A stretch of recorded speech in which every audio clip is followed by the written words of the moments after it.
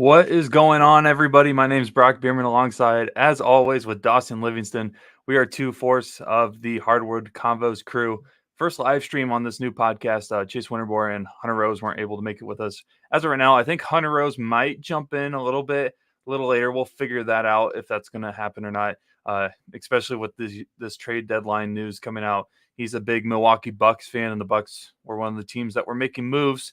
But Dawson, the trade deadline is officially over about 26 minutes ago. I think the deadline officially hit, and that means no more trades are allowed to be made. Of course, there's still trades being finalized right now, but what are your early reactions to some of the trades being made? A lot of teams making moves. Some teams that we may have thought would have made moves didn't make moves. Some teams that we didn't think were going to make moves made moves. So what were your thoughts early on the trade deadline? Well, I'll start with this. I feel like the last few years we've gotten spoiled with how good the trade deadlines have been. Like last year, for example, we saw Kevin Durant get traded the night before the trade deadline, which kind of blew up the internet. And you don't usually see trades like that go down at the trade deadline. And the year before was the Sabonis and Halliburton deal and the James Harden deal. So I feel like we've gotten a little accustomed to like these superstar blockbuster trades happening at the trade deadline, when in reality, what we got today was a lot of championship teams or championship contenders making moves to get them closer, put them possibly over the edge. Yeah, and honestly, if you don't mind, if you don't care what order we really go in for the trades that we talk about, one of them that I wanted to talk about right away is one sec. Let's see if we can get this. I'm going to try to get this graphic rolling. Either way, I'll say it right now. Gordon Hayward going to the Oklahoma City Thunder for Trey Mann and Davis Bertans. And me personally, I think this is one of the best trades. I think Gordon Hayward's still got something left, and he's got that veteran like leadership role that he can bring to a very young Thunder team that's actually, in my opinion, overexceeded expectations already this season. Yeah, another veteran move that was made today. The Thunder didn't really have to trade too much, although I did think Hayward was going to be a buyout candidate potentially. But Oklahoma City wanted to make sure that they got the guy they wanted. I think Hayward is on either the last year or the second to last year of his deal. And they shipped off obviously Davis Bertans, who is on I think 2 or 3 more years, and they shipped out Trey Mann, which is going to be kind of a loss for them because he's one of their better younger players. But no, I love the move for the Thunder. Gives them another wing that they can potentially use in the playoffs. I don't believe any draft picks were involved when it came to this trade, but no, I was a huge fan of this trade once I saw it. I think it's great, and it just again that Thunder team has been performing well this season. I mean, they got a MVP candidate in Shea Gilgeous-Alexander. Again, Gordon Hayward definitely not the guy that we're used to back in even pre-Celtics, because even his run with the Celtics wasn't as impressive. So back in his Utah Jazz days, he can still shoot the ball. I think that he's a good asset for this Thunder team. Of course, Trey Mann going to the Hornets. The Hornets made some moves today. I still think they're far away from being legit contenders anytime soon, and it's unfortunate when you got a good star in LaMelo Ball. But no, I think that this was a good move for the Thunder overall. Yeah, like you said, you touched on it for a second. The Hornets are kind of a dumpster fire right now with just the way their organization's going. They made a couple more moves we'll touch on later, but I don't know. I like to kind of project and see because I feel like at least the last 10 years, we've seen one superstar request a trade a year. I wonder if LaMelo is getting closer and closer to requesting out of Charlotte because Charlotte hasn't shown the ability to put competent pieces around him. They did. I think me and you both agree. They nailed the pick with Brandon Miller as much as we both Yes. I mean, I was a Scoot guy. I don't know if I'm still a Scoot Henderson guy after what I've seen, but I think they nailed the pick with Brandon Miller after watching him play half a season. So that's one piece. But outside of that, you look at that roster, they don't really have a whole lot of young players that are on the up and up. Whereas LaMelo, he's an all-star, potentially an all-NBA caliber player. And for him to be kind of rotting his career away in Charlotte, where he's winning 25, 30 games a year, maybe he decides to take a look at the open market and see what team can better suit him than Charlotte. And you see someone like Damian Lillard, who basically is kind of, they're not exactly the same, but LaMelo and Damian Lillard in Portland was kind of a similar situation where he's kind of stuck, not necessarily a contending team anytime soon. And who knows, 10 years from now, if he's still there, I doubt that they've ever made a conference finals or a deep playoff run. That's just how I think that Hornets organization's kind of built.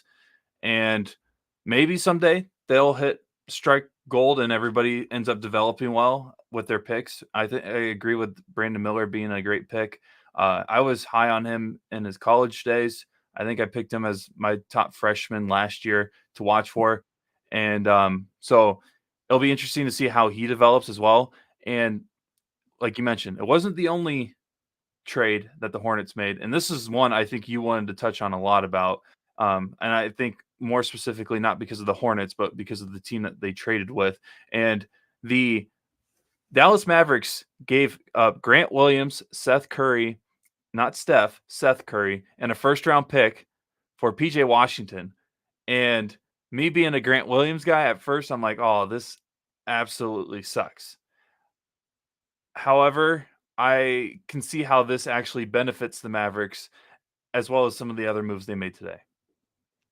Yeah, this was. I think this was my favorite move of the day. I really like what PJ Washington can bring to the Mavs more so than he can the Hornets. He's a 3 or 4 that can space the floor, can play okay enough defense, and gives you a little bit more size compared to a guy like Grant Williams. I think Grant Williams is only about 6'6". I know Grant plays a lot bigger than what he actually is. We saw what he was able to do in Boston last few years, and then Dallas for half the season this year. But I just really like the fit with PJ Washington. They're going to be able to space the floor a lot more. And they made one other move that we will touch on, but I think the Dallas Mavericks nailed the NBA trade deadline. And they didn't really have to give up a crazy amount to get PJ Washington. I know that losing Grant Williams sucks, especially when you just signed him in free agency. But a guy like Seth Curry, I believe, is going to get bought out. I don't believe he's staying on the Hornets. And that first round pick, if the Mavericks keep this pace up and they're going to continue to be good, that pick isn't going to be anything crazy valuable. It's going to be in the early 20s, maybe mid 20s. Maybe if they struggle, it could be in the teens. But I just really love this move for the Mavericks overall. I mean, heck, the Mavericks, like you mentioned, may have put themselves in a better position than any other team after the NBA trade deadline.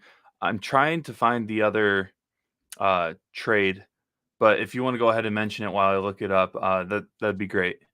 Yeah, it was the Mavericks and the Wizards, and it was Gafford for Rashawn Holmes and a pick. I believe that's like the basis of the trade. And I believe Gafford is one of the better backup bigs in the league. It gives Dallas another option for depth once Lively goes, because I think they nailed that Derek Lively pick. And it just gives them more size and more versatility when Lively is off the court. Gafford, I believe he's on a cheaper contract anyway, so you're going to be able to save money compared to what Rashawn Holmes is making. Plus, I believe that Gafford is a significantly better player than what Rashawn Holmes has been this year. So I just really love the moves that the Mavericks have made today. And they are sitting currently at the 8th seed in the Western Conference, which means they're still in the play-in game situation. But honestly, they're only 2 games out from the 6th seed, which is the New Orleans Pelicans. So this could be a trade that jump starts or gives the Mavericks the little spurt they need to get over the play-in situation and get into the actual playoffs themselves and potentially make a deep playoff run. I agree that Derek Lively was a great asset that they added through the draft last year. And I can't remember. I think it was Hunter that mentioned that the Mavericks were going to be a team or one of the teams to watch for this year. And now after the trade deadline, I think that they're even more of a team that people need to start paying attention to. The fact that they were able to make these moves, in my opinion, and able to keep a guy like Josh Green, who I think the Mavericks have a lot invested in, I think they really believe that he could be one of the better perimeter defenders, one of the better two-way players in the league. I think it was an absolute home run for him. They were able to keep guys like Tim Hardaway Jr. too, who's a valuable asset to him when it comes to shooting and spacing the floor and just veteran leadership as well. I mean, and at the end of the day, you have probably the 2 best ISO scorers, or arguably 2 of the best ISO scorers that we have in the league, in Luka Doncic and Kyrie Irving. So I think the Mavericks are definitely going to start shooting up the standings in the West. But we'll see. We still got a little less than half of the season left, right around All-Star break. So it'll be interesting to see. One of the teams that we thought would probably make a move, or at least I thought, would be the Atlanta Hawks with DeJounte Murray, and it looks like they have not traded him. What are your thoughts on this? The Hawks are in a weird situation, in my opinion. I can't, I, I don't know. They're in the 10 seed currently in the East. I think Trae Young is an absolute beast. It's just that right now they have nobody supporting him. DeJounte Murray's played really good this year, and that's why he's been in the trade talks, but he doesn't benefit the Hawks team whatsoever. Do you think him and potentially other Hawks players are going to be moved this offseason? I do. I really thought he was going to go to the Lakers, and a team that I saw a report on earlier today that I thought also has the assets to make a DeJounte Murray trade is New Orleans. I really like that fit the more I thought about it. Obviously, like you said, DeJounte did not end up getting traded today. They're in a weird spot because you got an all-star in Trae Young. You have DeJounte Murray, who was an all-star in San Antonio. And when I think of DeJounte Murray before he got traded, one of the best perimeter defenders in the league. He hasn't been nearly the same defender that he has been in San Antonio.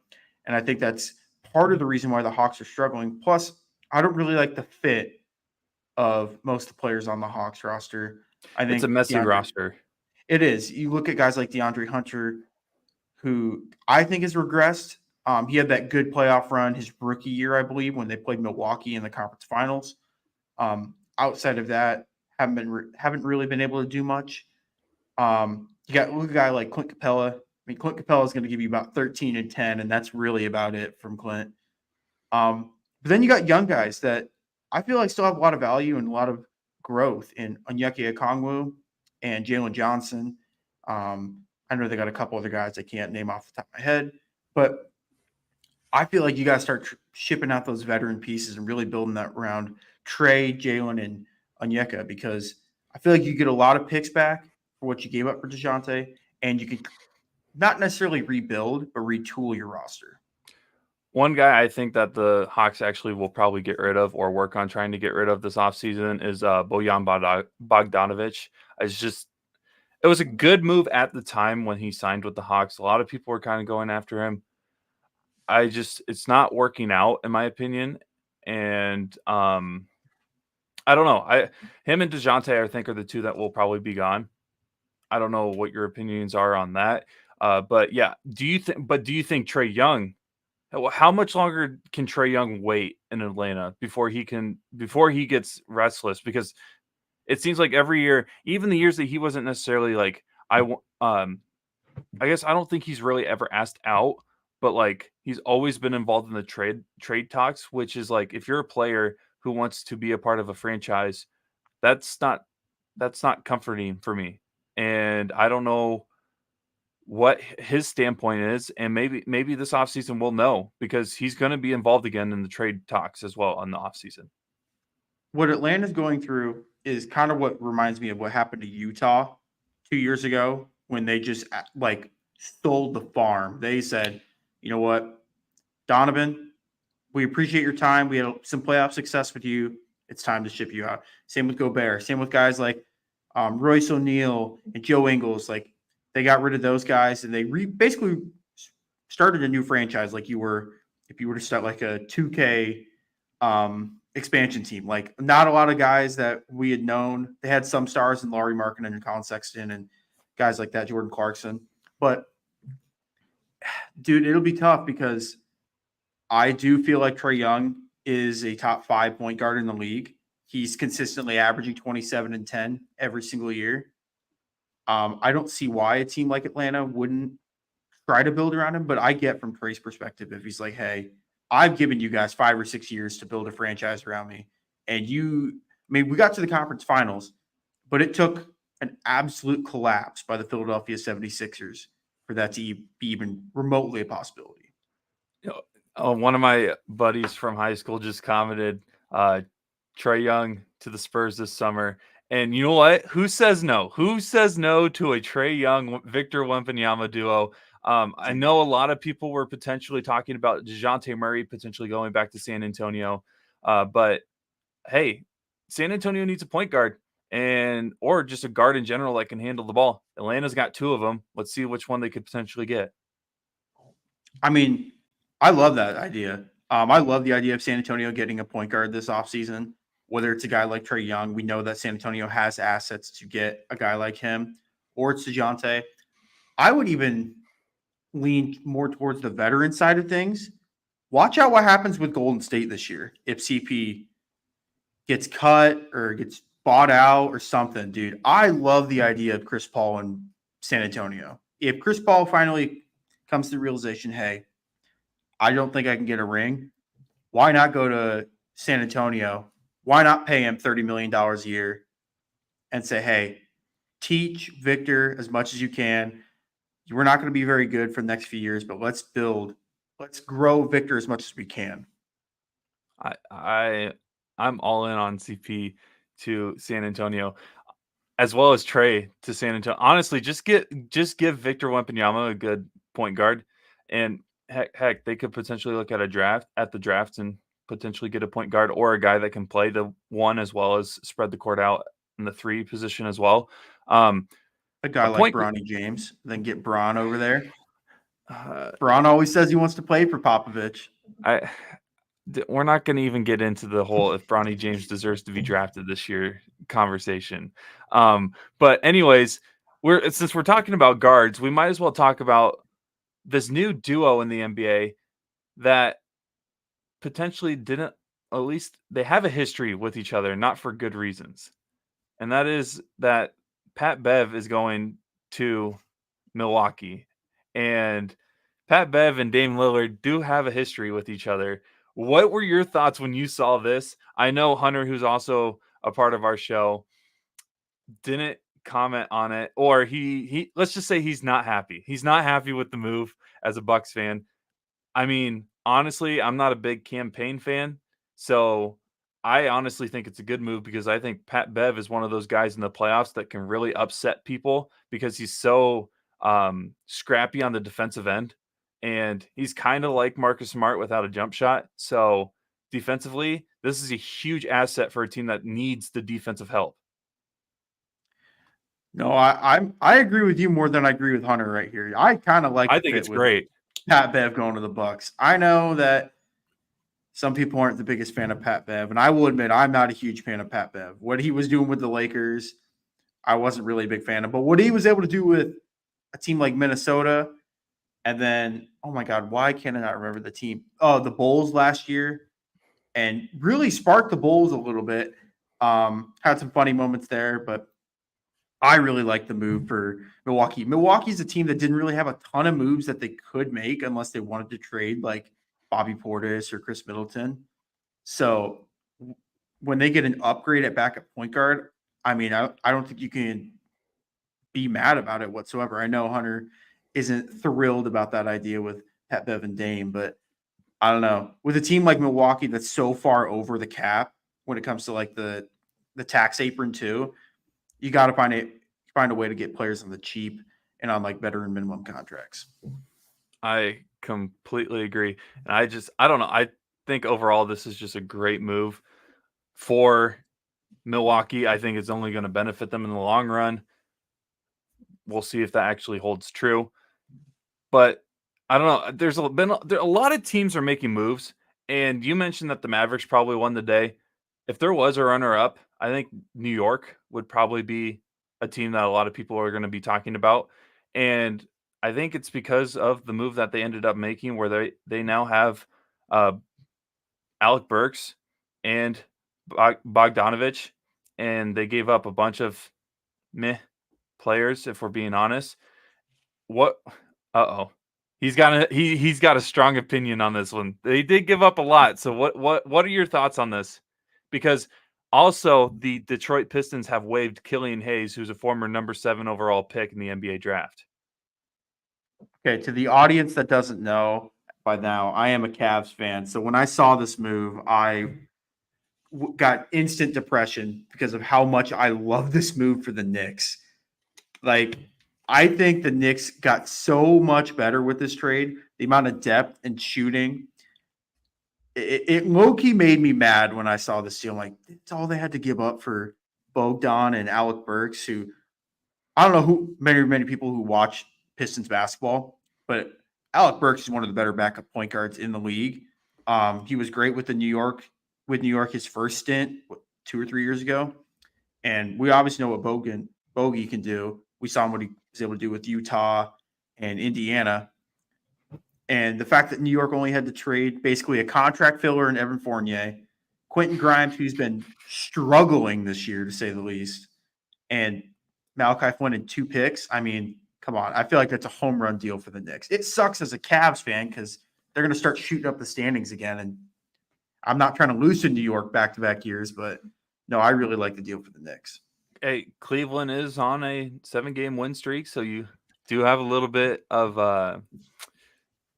an edge currently in the standings. I mean, let's be honest, outside of the Celtics currently, like everybody else is like a game or 2 behind each other. And so this move is going to be huge when it comes to potentially deciding who gets that 2 seed in the East. And I'm not willing to say that they're probably the favorite now to get the 2 seed, but with how they're playing recently, I think aren't they the best record in the NBA since January started? I think since they made that OG trade, I think so. And so they're 9-1 in the last 10. And honestly, when it says that they're on a 1-game win streak, so they just lost their recent game. So they could have been 10-0 in the last 10. And they are currently 33-18, and which is a game behind your Cleveland Cavaliers. I think this move could potentially shake up the entire East except for that 1 seed. I'm not trying to be like biased or anything. I think the Celtics, unless something absolutely drastic happens, which if that something happens, catastrophic would have to happen in order for Boston not to get the 1 seed. The way they're playing and the lead that they have on the rest of the conference, someone major would have to get injured, and even then, unless it's Tatum, they have so much depth on that team that I still don't think they would lose that many games. I completely agree, and so that's why it's interesting to see the Knicks make this move, because that 2 seed's up for anybody. If we're being honest, Philadelphia losing Embiid is going to drop them down. They might be in the play-in game by the time playoffs start, and by the time he's even back, if he ever gets the chance to come back and play for the 76ers. Milwaukee just gained Beverly, which could help them a little bit. I don't know if it'll help them right away. It's more of a move down the line and postseason-wise, in my personal opinion. And then Cleveland, I think Cleveland's playing some of the best basketball in the NBA currently, so that's a real good thing, especially for you being a Cavs fan. But man, these Knicks, are these Knicks back? Dude. Is this the best New York Knicks team that we in our lifetime? And we're talking team. We're talking team, not the 2012 team that was carried by Carmelo. No, this is 1000% the best Knicks team I've ever seen in my lifetime. Because I don't remember watching basketball in the early 2000s. And they were okay in the early 2010s, but once Carmelo and Stoudemire got older, I mean, they turned into like the weird Porzingis Knicks, and then you had Frank Ntilikina, and then like Elfrid Payton was there for a little bit. So I do think this is like the best Knicks team that we have both seen in our lives. And it's honestly crazy to think that, because it seems like every year it's like, well, how are the Knicks going to find a way to get back? How are the Knicks? They're back. They're finally back. Then they're not. And then they kind of do this repeating cycle. Well, apparently now it seems like a lot of people, including us, they have made potentially one of the better trades in the trade deadline. Another one that I want to talk about that I don't know if many people are going to actually talk about in my personal opinion, just because I don't think many people care about some of these players, but I honestly do like this trade from the 76ers, where they gave up Marcus Morris, some three second round picks, which I feel like that's a lot for. I think they gave up a lot for Buddy Hield, but I think Buddy Hield is a good asset to this 76ers team that's looking for scoring because they don't have their MVP candidate anymore, probably until the playoffs. I got to say one thing really quick before I go deep dive into this trade. This man, Furkan Korkmaz, has been requesting trades every single year of his career since 2018. The man finally got his wish. He's out of Philly. So He's going to Indiana. He's going to Indiana. Didn't Marcus Morris just get like the key of the city to Philadelphia? He did, yeah. Dude, the NBA is wild, bro. The NBA is cutthroat. They don't care if you get the key to your city. They will trade you if you got a decent salary. But I like the trade for both sides. Honestly, I could see why both teams made it. If you're Indiana, you're going to take the Marcus Morris contract and the 3 second-round picks. And most likely, I don't know if they're going to waive Marcus Morris or keep him on the roster for this year. I don't know if it's the last year of his deal. I'd have to double check. But for the Sixers, too, I think Buddy Hield's going to slide perfectly into that in the shooting guard spot. Then you could once everyone's healthy, you could potentially have a lineup of Tyrese Maxey, Buddy Hield, Batum, Tobias Harris, and then Joel Embiid whenever he gets back, which is a really scary lineup. I know that the Sixers made quite a few trades today, but I think they're also opening up their flexibility for this offseason. Someone tweeted out today that after all these moves that they've made, they're going to have around $60 million in cap space and I think 3 tradable first-round picks. So we'll see if Philly's able to attack and see if they can grab any free agents. I'm, again, not sure what big-name free agents are out there this year, but we'll see. I think you mentioned Marcus Morris potentially getting bought out. Depending on his price tag, he wouldn't be someone that I'm surprised if the Celtics potentially made a move on, just because I feel like they have a lot of guard depth. I mean, they did add Tillman through the trade deadline, which we can get into in a little bit. But no, I think that he's someone, and I think they still have the I can't remember who they have the trade exception price tag or whatever, because they had 2 of those remaining. Yeah. You know what I'm talking about? And they just used one on Tillman, but they still have another one. I think it's off of I'm trying to remember. Was it Justin Brogdon, Jackson? is it?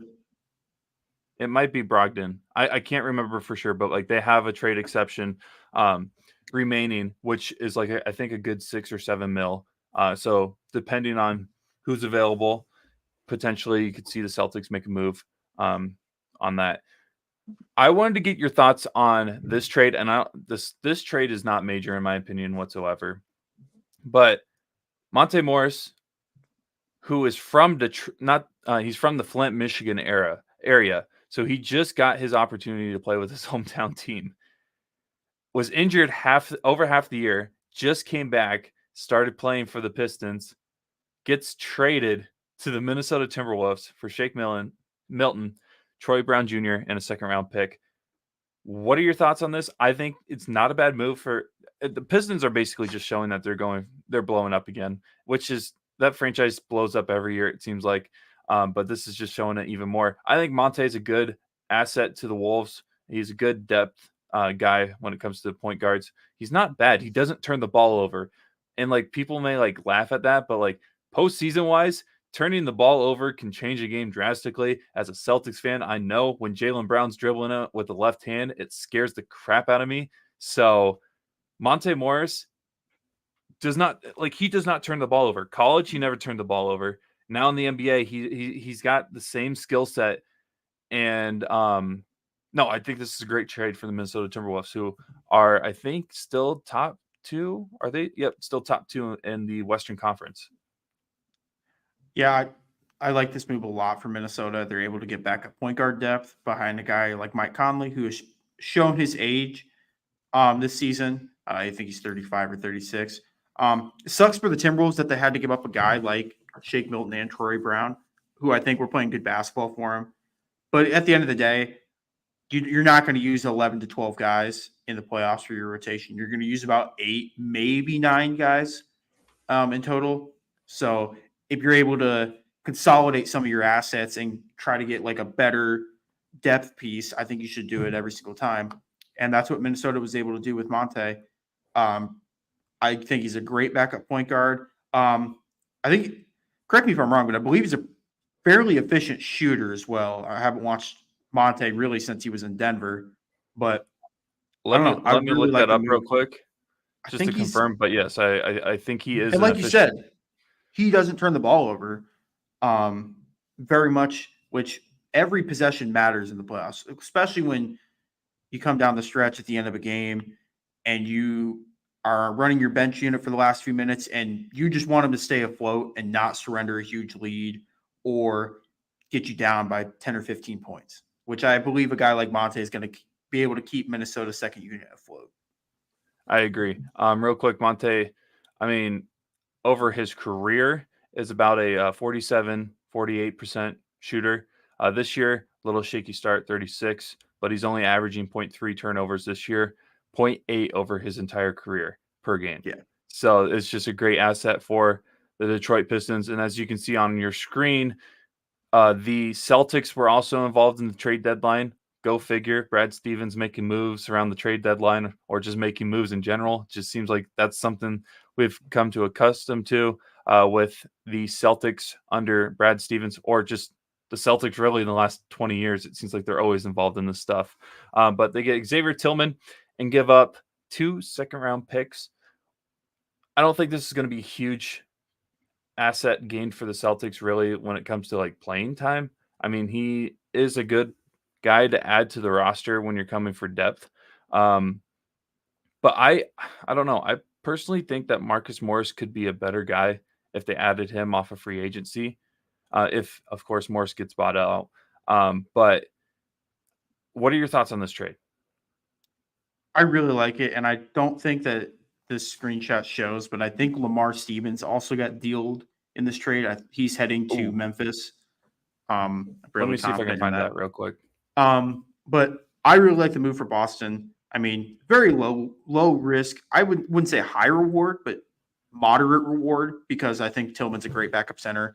I believe he was starting, or maybe not, playing a lot of the minutes at center this year for the Grizzlies just because of the Steven Adams injury and guys being in and out of the lineup all the time. So I really like the move for Boston. Memphis, it's a little head scratching. I believe Tillman was one of their better young players. I think he's only his fourth year in the league, and he's providing valuable minutes for him. But I also get the fact that, hey, he was a second round pick.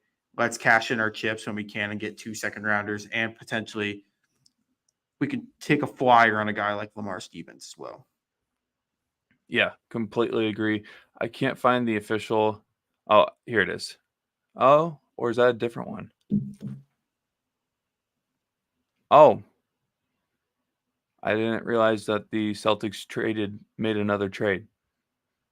This traded for not Jaden. Was it Jaden Springer? Yeah. Yeah, I guess I didn't see that one. Okay. I I guess I don't know what my reactions are to that. I don't. Again, the Celtics are in a weird situation because they can't really trade for any stars or really good assets because everybody will want a star or a big asset out of it. At the same time, they keep making these little moves, which may come into play when it comes to postseason because Celtics have had a history of having like these smaller names make big plays or big games. Of course, everybody remembers Grant Williams' great Game 7 against the Milwaukee Bucks a couple years ago. Derek White had a huge tip in against Miami to force Game 7 last year in the playoffs. And Derek White at the time was a smaller name, but the Celtics have been able to transform him into a bigger name in the NBA. But yeah, I guess I didn't see that one coming. Also, I think this trade happened last week, but Victor Oladipo was traded to Memphis. Well, actually, I news think he just got bought out he as we started the podcast. Yeah. just got waived by Memphis, as well as I think Spencer Dinwiddie got waived. Yep. He got traded. I can't remember what the official trade is. If It Dawson can hit on it. was, oh my gosh. I saw so many trades today. If I mess it up, I apologize. It was Dennis Schroeder and Thaddeus Oh Young yeah, yep. for Dinwiddie and, oh my God, there was one other Nets player in there. It was a 2 for 2. I just can't remember the other name of the Nets player, but that was the basis of the deal. But Victor waived. I think Spencer Dinwiddie's getting bought out. which he could be. You know what? You mentioned the Lakers. I think he's been rumored to go to LA before, so this isn't the first time. He's probably a good guy that LA could potentially put a couple dollars on. I don't know. What are your thoughts on that? The thing with the Lakers for me is I feel like they have too many like okay players. I was really expecting them to kind of cash in their chips and like try to get named, not like a huge name. I know a couple months ago I had hinted at the Lakers trying to get Zach LaVine, but obviously with the injury that he had, he wasn't able to get traded. But a guy like DeJounte Murray, I don't know why they didn't go say, hey, let's throw Rui Hachimura, let's throw D'Angelo Russell and a pick and see if we can get a guy like that. Because again, like I said with Minnesota, you're only going to be able to play 8 or 9 guys in a playoff series. You're not going to go 12 deep in your bench. So I think really consolidating some of your assets, maybe throwing in a second round pick or a first, and getting a quality either starter from the trade deadline or just a backup piece, like a backup point guard, backup center, I think can really help. But I do think that Dinwiddie would be a good fit with the Lakers. But we'll see. I could see him honestly going more to a team like Dallas again. That reunion's always out there. I feel like he was very successful in Dallas during his time there. I don't know if there's some weird rules where you're not allowed to go back to the team you were traded from, but maybe he's able to do that. Milwaukee's always going to be a possibility, but they trade for Pat Bev. We'll see. I feel like there's a lot of options open for Dinwiddie, and just especially with all the other buyout candidates. Yeah, I bet you in the next 24 hours or even the next couple days, there'll be a lot more players or a lot more news about certain players getting bought out, certain players taking lesser roles. Well, we'll know for sure what teams will look like probably more around Monday, potentially.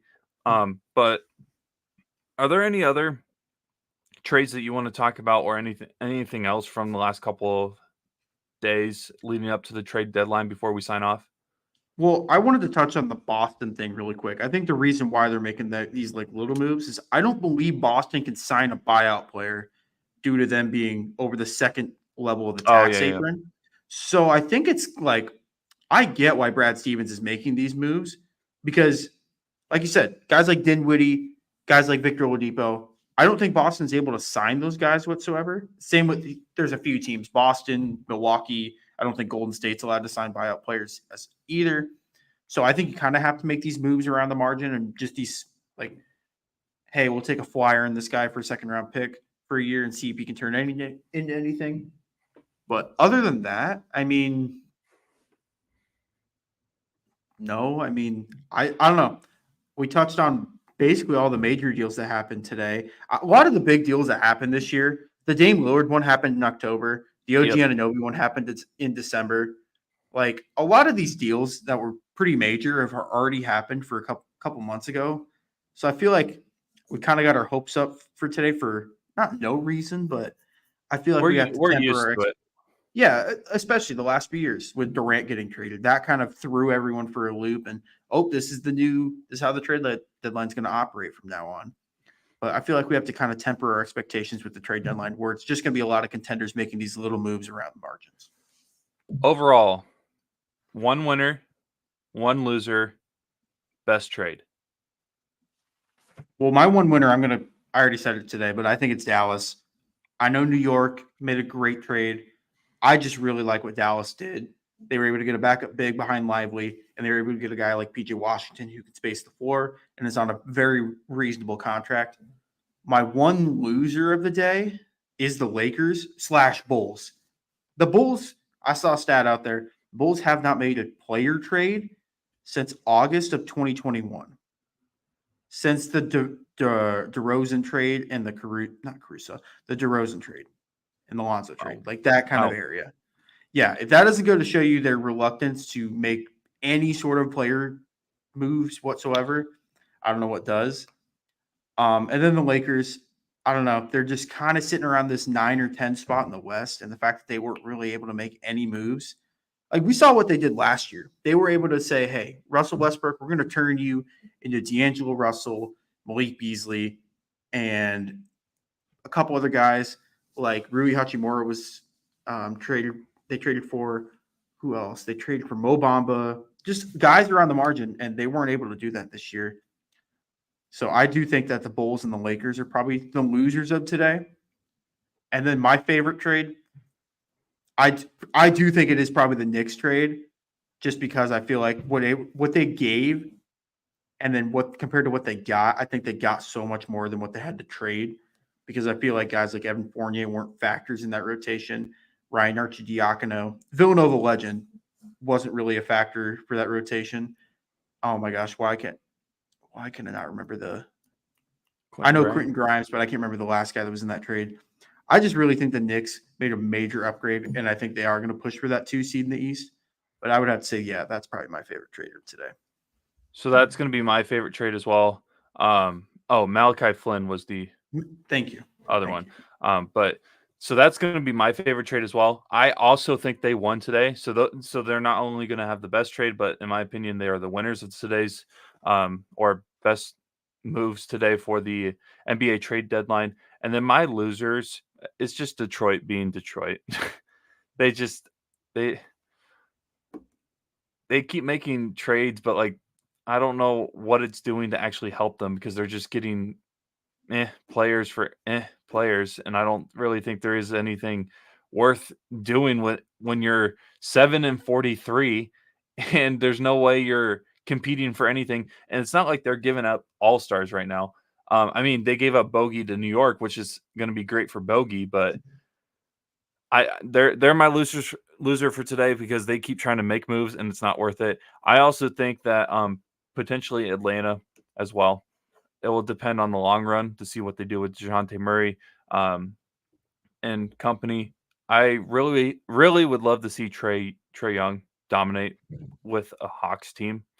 But like you mentioned about LaMelo, careers aren't forever, and neither are primes of those careers. Those are even shorter usually. So Trae Young's career has done really well so far. He's been in an all-star game. I think he just got announced as an all-star reserve because of injuries, but he also knows that clock's ticking, and we'll see if that means he's going to want to force himself out or if the Hawks can actually help him and get some assets around him that will actually benefit him versus just adding a player they think is going to be a star. I think if you're guys like Trae Young and LaMelo, I think you kind of have to look at what Dame did. And I personally wouldn't follow what Dame did. I know he was extremely It's loyal risky. to that. Yeah, he was extremely loyal to that organization. He gave him, 11, 12 amazing seasons. But I think if you even asked Dame himself if he should have requested a trade maybe 3 or 4 years ago, I think he would have. Because now Dame is at the back end of his career. He's still great. Dame's still an all-star caliber player.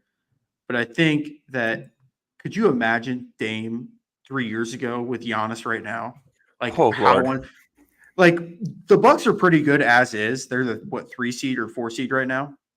Could you imagine though, prime Damian Lillard with MVP level Giannis? I know Giannis hasn't regressed at all. Giannis, I would argue, has gotten better since his MVP seasons. Yep. But you put those two together on the same team. Whew. Oh boy. So I think that's kind of what guys like Trae Young and LaMelo have to start thinking, where it's like, hey, if you guys are going to build a team around me or you don't have a strict plan, like you might as well trade me, get 3 first-round picks, 2 swaps, and a young player. Because that's what the price is anymore. We saw that the trade for Donovan, the Gobert trade was pretty similar. The DeJounte trade was pretty similar. The Durant trade was very skewed. You don't see guys like Durant ever get traded like that at the deadline. So I think they kind of pressured Phoenix into trading more than they had to. But I don't know. You got to keep your options open if you're guys like LaMelo and Trae Young.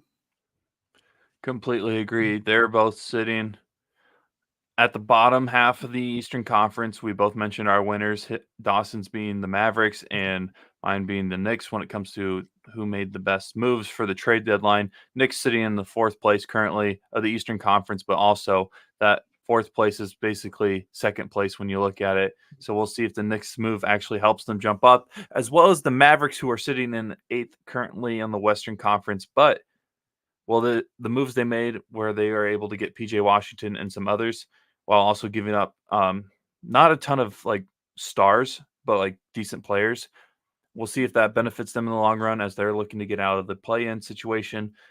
And we'll see how the Lakers do because the Lakers didn't make any moves. So we'll see if they are going to basically close the book on this season or what they're going to be able to do. I know they're unveiling the Kobe statue today. I can't wait to see what it looks like. I'm a diehard Celtics fan, but Kobe Bryant is probably my favorite basketball player of all time, which is the weirdest combination that you could ever ask for as a basketball fan. But here we are. I'm hoping it looks really cool. It'd be cool if they can somehow incorporate both the number 8 and 24, but we'll see. Yeah, it's going to be the Lakers are in a tough spot right now. Because they have arguably one of the greatest players of all time on their team, age 39. He's got the potential to leave. His son is draft eligible this year. I know me and you, we kind of differ on whether or not Bronny's going to get drafted. I do believe he is going to get drafted. Oh, I believe he's going to get drafted, not necessarily off of if he deserves to be drafted. Okay, so I guess we do agree in that aspect. But so LeBron's going to follow him wherever he goes, I believe. And I don't know. The Lakers are going to be in a tough spot once the team is just Anthony Davis and just a bunch of role players. Do they rebuild? Do they blow it up, the whole thing up? The Los Angeles Pelicans? Yeah, trade him back to the Pelicans. That would be something right there. Trade him back to the Pelicans or trade Chicago. That seems like a Chicago move. Hey, we're going to stay pat, be mediocre, and then boom, we're going to trade for the hometown kid and Anthony Davis. Once LeBron leaves, there's no way that AD stays longer than a year there. There's just no way. Because they can't build. I'm sorry, AD's great. You can't build it. You can't build a championship team around him. Be number one. We've seen that AD is not. When he first got traded to LA 5 or 6 years ago, I was thinking AD is going to be a number one player on a championship team. He's not. There's nothing wrong with that. Some guys just aren't cut out for being a number one on a championship team. LeBron, just look at KD. Even though he won, Durant, I would argue, isn't the number one on a championship team. Even though he won a Finals MVP, I agree that I don't know if he was necessarily number one because he had to go to the Warriors. Yeah, Curry's number one. A guy like Kawhi is number one. Yep. A guy like Giannis is number one. Yep. Jokic is number one. And then you get guys like Anthony Davis, where it's like he's kind of getting left behind. Where it's like, dude, you're not showing up in the playoffs. Sometimes you'll have your stinkers, which end up costing your team games. Real quick before we sign off, since we're talking about this, do you think the door for Tatum is closing on being the number one guy? Or do you think because he performs? I don't think he ever actually doesn't show up in big games in the playoffs.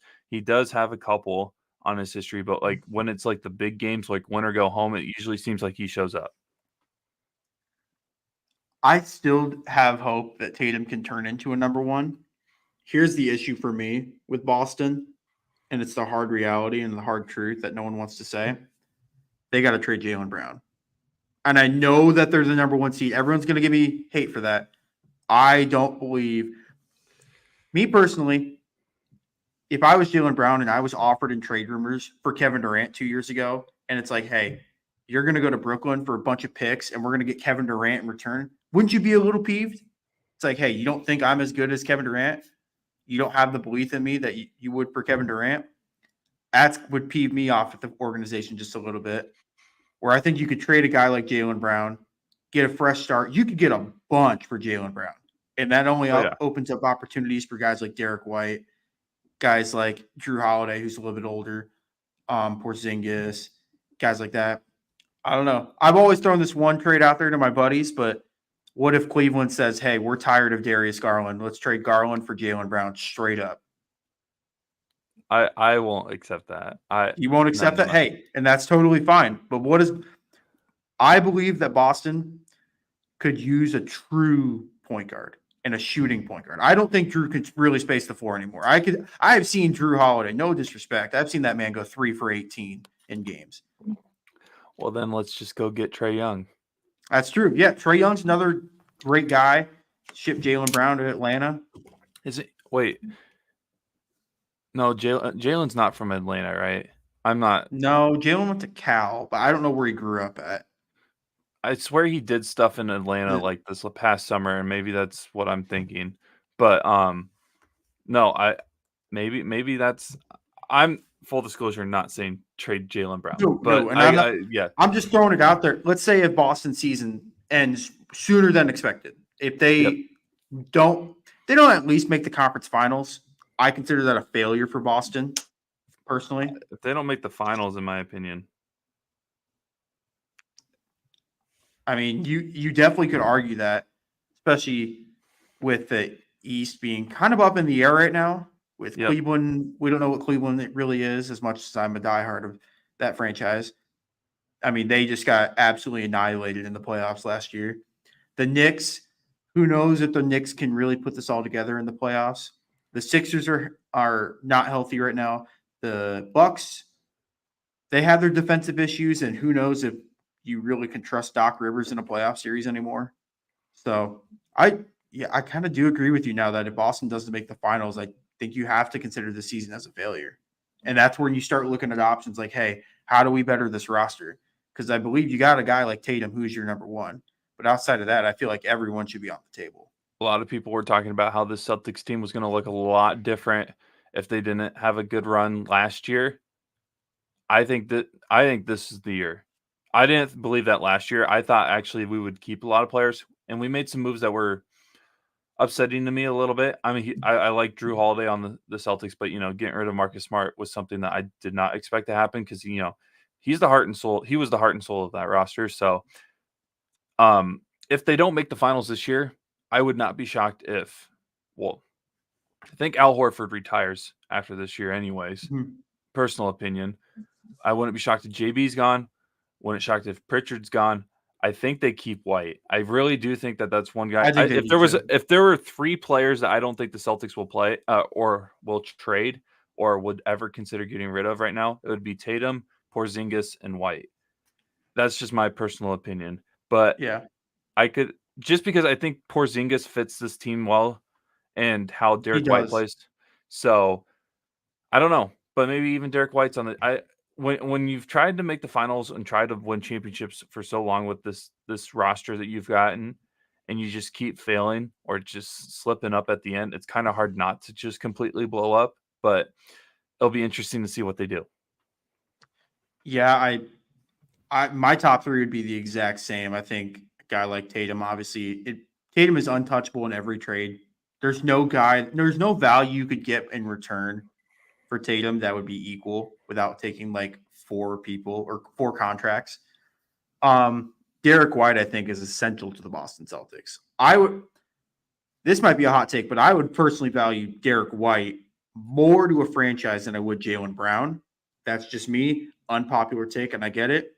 But I've seen what Derek White has been able to do on the court and the impact he has defensively, and he's able to use his left hand. And I've seen a guy like Jaylen Brown who has his playoff struggles, like they're real. Where I feel like Derek White, I mean, saved the Celtics season for half a second on that last second tip in, was able to force that game 7. Now after that, I don't even know what the heck tweaked happened in that ankle, game 7, but tweaked ankle. the fact that he was able to put that get the tip back in and was able to force the game 7, it shows a lot of the value that he has to the team. And then a guy like Porzingis, great rim protector. He's able to space the floor for Tatum. And I don't think Porzingis is crazy like old either compared to a lot of these other guys. Because Porzingis was young when he came into the league. So I bet he's probably only 27, 28 compared to a guy like Drew, who's 33, I think. And I guess Jaylen Brown's pretty young, but I don't know. That I would probably agree with your top 3. Porzingis is 28, so yeah, he's still around the younger age. But yeah, it'll be interesting to see. It's kind of great that we were able to talk a little bit of non-trade deadline stuff, but at the same time, most of our episode today was about the trade deadline. Just a little recap. A lot of trades happened. We think the winners today, just grouping our answers together, were the Knicks and Mavericks. Best trade was the Knicks getting Bogey, while also giving up basically a bunch of just players, role A players. ham sandwich and a bag of chips. Yeah, basically. I didn't want to put it that way, but you put it well. And then losers were the Bulls and Lakers for not making any moves at all, as well as the Pistons basically for just doing what the Pistons do and just completely getting rid of all their role players, completely getting more role players, and just not doing anything to build for the future. So that is it for this episode of Hardwood Convos. We'll be back next week with hopefully Chase as well as Hunter to talk a little bit about the trade deadline again, as well as just the overall status of the NBA, because we're getting close to the All-Star break.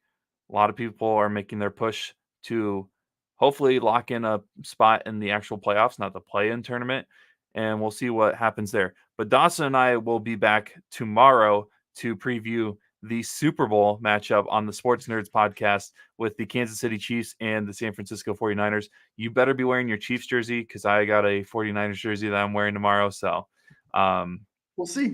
If you don't, I know you don't like wearing red and yellow on that campus, but that's okay. You might have to do it for the podcast.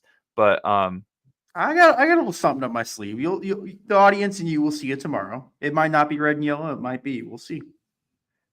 If it's anything Taylor Swift, I'm gonna kick no, you off. No. It's not Okay. that. No, hey, don't get that twisted. No. Okay. But for Dawson Livingston, I'm Brock Beirman. We'll be back tomorrow with the Sports Nerds episode for the NFL Super Bowl between the Kansas City Chiefs and the 49ers. And until then, so long.